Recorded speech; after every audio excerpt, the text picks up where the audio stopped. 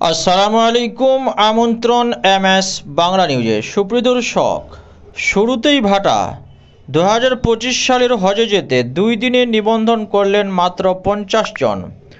বিস্তারিত আলোচনা করছি, ভিডিওটি শেষ পর্যন্ত দেখুন। ভালো লাগলে একটি লাইক দিন, চ্যানেলটি সাবস্ক্রাইব করুন।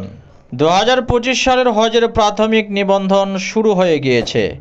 1 সেপ্টেম্বর থেকে শুরু হওয়ার পর গত 2 দিনে মাত্র 50 জন প্রাথমিক নিবন্ধন সম্পন্ন করেছেন।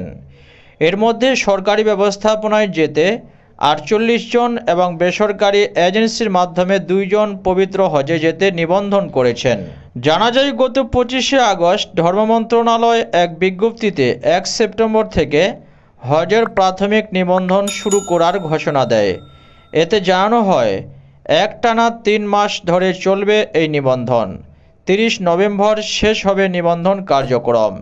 এরপর আর কোনো রকমের সময় বাড়ানো হবে না বলেও ঘোষণা দেওয়া হয়েছে। এবার নিবন্ধন করতে একবারে 3 লাখ টাকা জমা দিতে হচ্ছে হজযাত্রীদের। হজ প্যাকেজ মূল্যের অবশিষ্ট টাকা প্যাকেজে নির্ধারিত সময়ের মধ্যে পরিশোধ করতে হবে। এবছরের হজ প্যাকেজ মূল্য সৌদি পর্বের ব্যয় ও বিমান ভাড়া নির্ধারণ সাপেক্ষে ঘোষণা করা হবে। আগামী বছরের হজের খরচ কমানোর চেষ্টা হচ্ছে বলেও বিজ্ঞপ্তিতে জানানো হয়।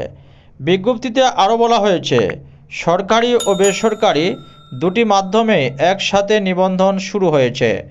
আগের প্রাক নিবন্ধন ব্যক্তিদের সাথে নতুন করে প্রাক নিবন্ধন করেও নিবন্ধন করা যাবে। প্রাক নিবন্ধন খরচ হবে 30,000 টাকা।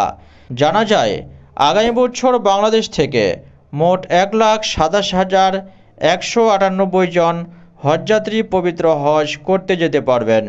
এই কোটা পূর্ণ হলে স্বয়ংক্রিয়ভাবে প্রাথমিক নিবন্ধন কার্যক্রম বন্ধ হয়ে যাবে। ধর্ম মন্ত্রণালয় জানিয়েছে, সাধারণ প্যাকেজের বাড়ি কিংবা হোটেলে এক রুমে সর্বোচ্চ 6টি সিট থাকবে।